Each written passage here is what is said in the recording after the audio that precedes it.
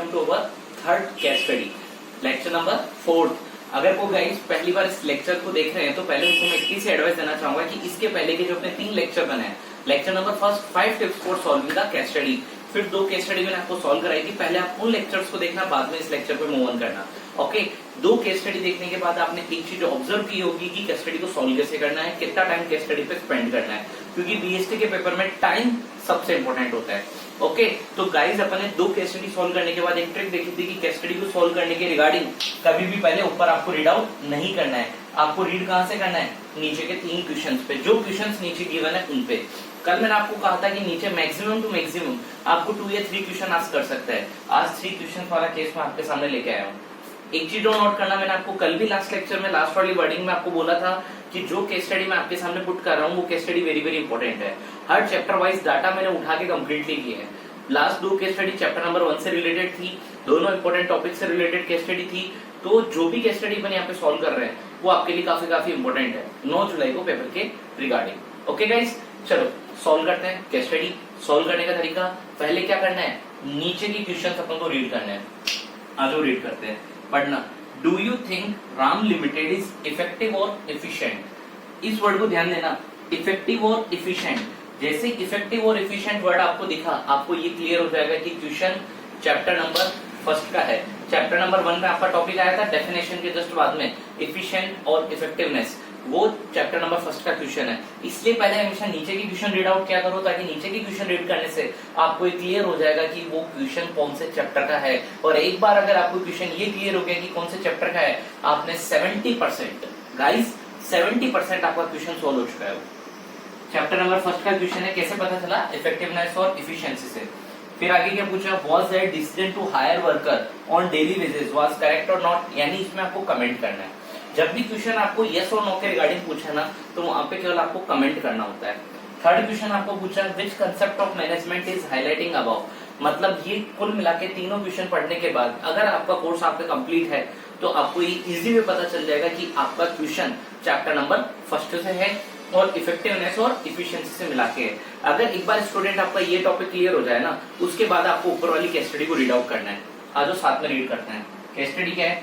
Ram limited is able to achieve, Ram limited is able to achieve the target production of 10,000 units within the prescribed time. However, to achieve this target, they hired extra worker on daily wages basis and spent around 40,000 extra on them. Okay, मतलब Ram limited ने target production 10,000 unit का जो उसका production का target था वो तो achieve कर लिया, यानी टारगेट प्रोडक्शन तो अचीव कर लिया, लेकिन उस टारगेट को अचीव करने के लिए उसने 40,000 रुपीज एक्स्ट्रा वेजेस पेड करने में स्पेंड कर दिए। इस केस स्टडी का आपको आंसर देना है। सबसे पहले क्या पूछा है कि do you think Ram limited is effective और एफिशिएंट? पहले दोनों का आपको मतलब क्लियर कर दूं मैं।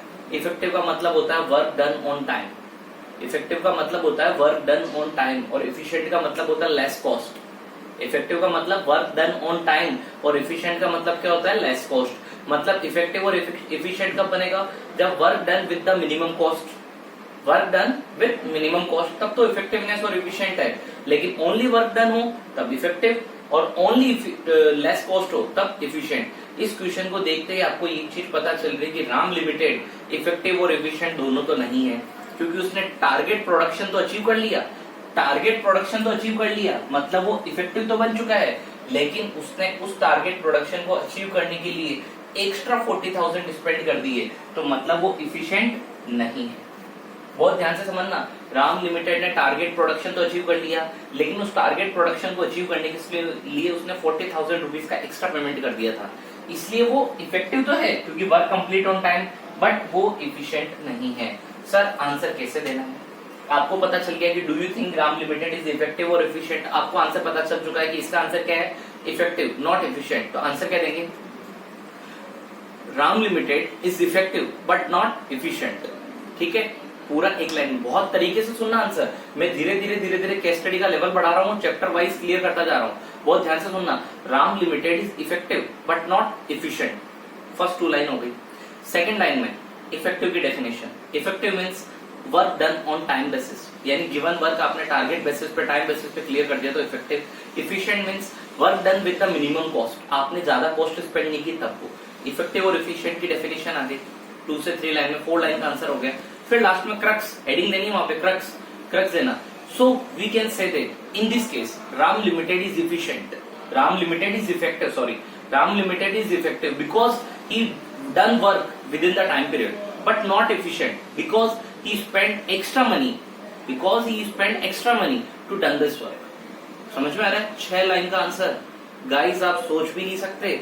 जब क्वेश्चन आपके सामने आएगा ए बी सी 3 पार्ट के अंदर, और ए पार्ट के अंदर आपको 6 लाइनें लिखने को मिल जाएगी, तरीके से सॉल्व करना। आप 6 लाइन इजी पे लिख दोगे।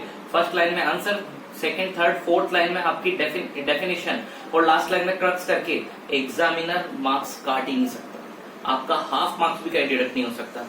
आप पेपर देके आओगे 9 जुलाई के बाद, तब आप याद करना बीएसटी का पेपर सबसे शानदार होगा। ओके, चलो second question, was that decision to hire worker on daily basis was correct और नॉट, यानी यहाँ पे आपको कमेंट करना है, क्योंकि जब भी आपको करेक्ट इनकरेक्ट या इसके रिगार्डिंग पूछना तो आपको वहां पे कमेंट करना है। क्या राम लिमिटेड ने जो वर्कर को अपॉइंट किया हायर कॉस्ट पे डेली बेसिस पे, क्या वो करेक्ट है क्या? नो। आंसर कैसे लिखेंगे?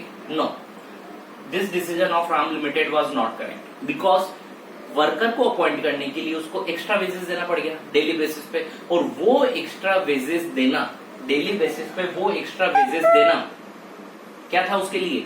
इफिशिएंट नहीं था। आप कमेंट में इजीली लिख सकते हो, ऊपर वाली लाइन है आप नीचे कॉपी पेस्ट करके लिख सकते हो।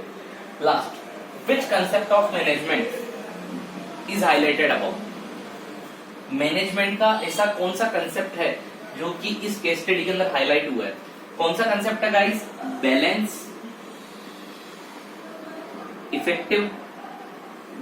Effective with efficient. मैनेजमेंट का ये कंसेप्ट आपका इसके अंदर हाईलाइट हुआ है कि आपको इफेक्टिव को इफिशिएंट के साथ बैलेंस करके चलना है। बैलेंस इफेक्टिव विद इफिशिएंट, आपको इफेक्टिवनेस के साथ साथ इफिशिएंसी भी मेंटेन करके चलनी है। आपका ये कंसेप्ट हाईलाइट हुआ है। पूरी केस स्टडी को सॉल्व करने के बाद गाइस एक चीज ध्यान रखना, जो आंसर आपने फर्स्ट में लिखा ना, पार्ट फर्स्ट में, उसी को आप सेकंड में, उसी को आप थर्ड में थोड़ा बहुत लाइन चेंज करके आप लिख सकते हो।